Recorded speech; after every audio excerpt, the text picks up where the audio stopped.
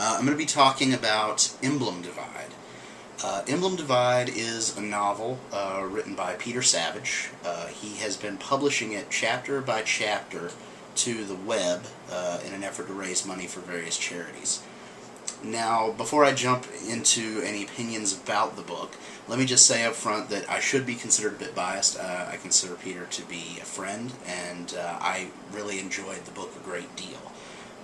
If you haven't had an opportunity to read it, you're doing yourself a grave disservice. I would strongly advise you to head to the link. It will be down here somewhere floating in a YouTube-ish box, and check it out. I mean, it's free. How do you go wrong there?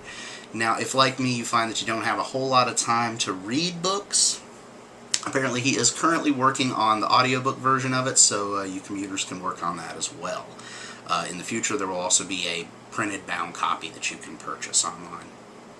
Now, that said, Emblem Divide is not a terribly long book. It is not a Tolkien tome of text. I mean, you can jump in it, pick it up and put it down. A lot of the chapters are very short, actually, so it should be no problem. Okay, so the story is a little unusual. At its core, it's basically half time travel story and sort of half mystery. The mystery is not so much because you don't know what happened, but you don't know why it happened. It's not a whodunit, it's a whydunit. So, you know, that appeals to me. I do like mysteries.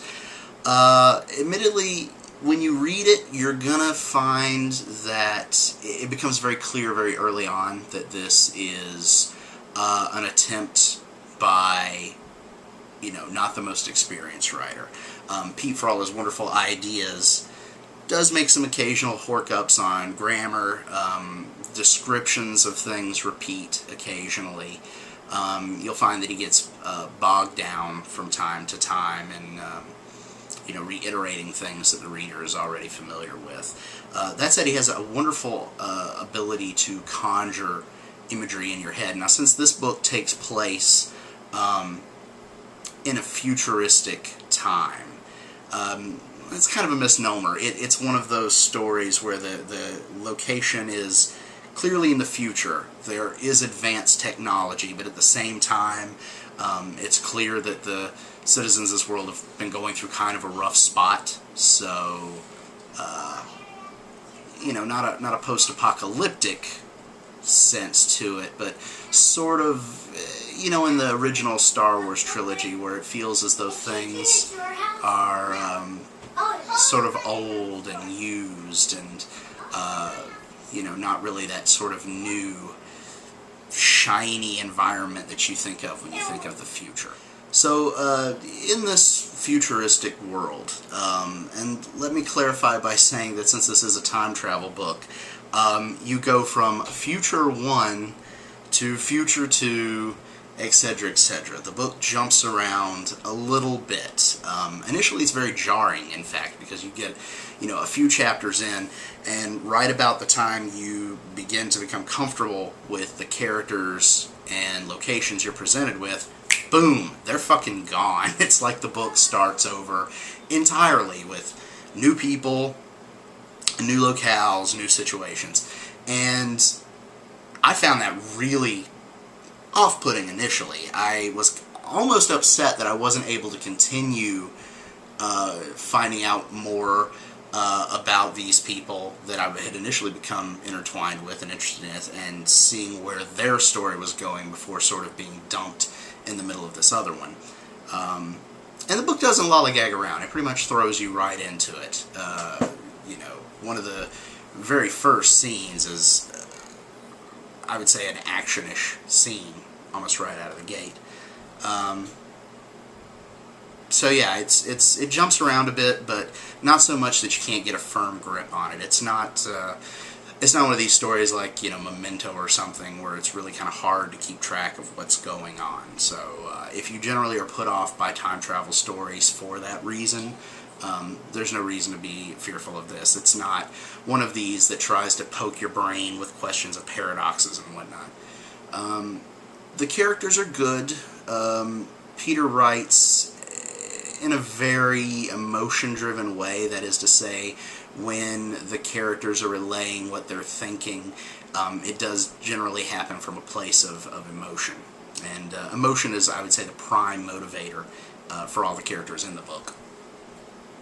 So you're going to find that you can empathize with most of the characters on one level or another. One of the criticisms I had, though, was in the context of the book, and this is the point where I'm probably going to get a little spoilery, so you may want to plug your ears now if you don't want that. There's a character in the book named Rick who really only makes periodic appearances. He is not what I would call a main character. He's almost there just as a utility, you know, just to kind of serve a purpose here and there and drive things forward a little bit. The crux of what bothers me about this character, well, really what bothers me about him and his accomplice, is that he is a man, a very kind of a dark, driven man, who has based his life on this one organization and this one set of ideals, and they kind of address it in the book, but it's like out of nowhere he becomes bitter and he does this total 180 and decides that this, you know, organization needs to be destroyed. But in the context of the story, they don't really make any...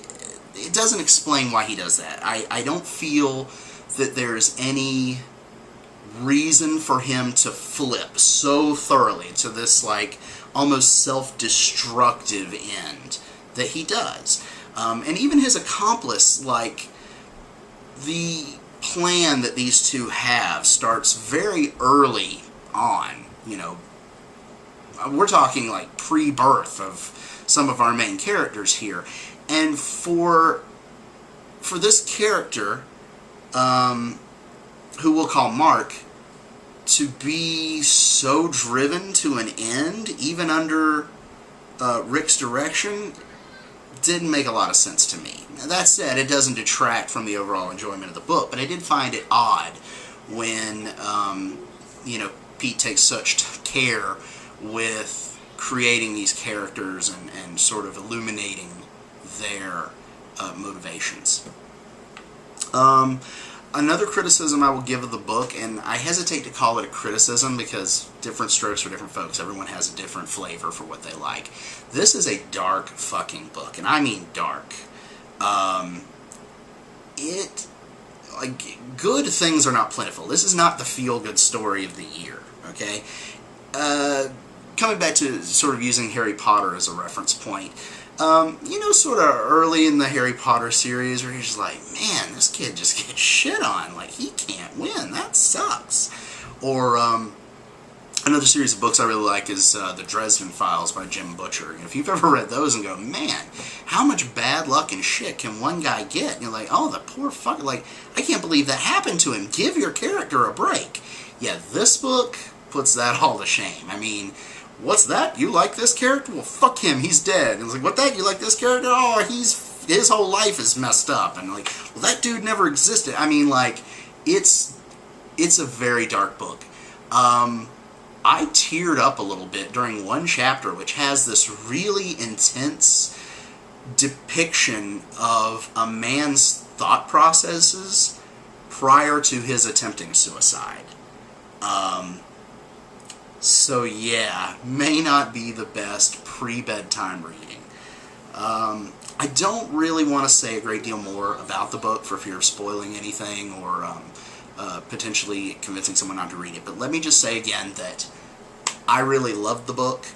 At its core, it's kind of a sci-fi book, and I don't really go for sci-fi. So that means a lot coming from me.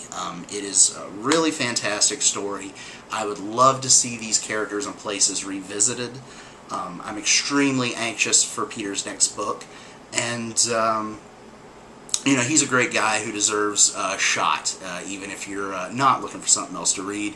Give it a couple of chapters. If you're not hooked, I think you soon will be. So, thanks for watching, Peter. Thanks for writing a great book. And hopefully I'll see you all real soon.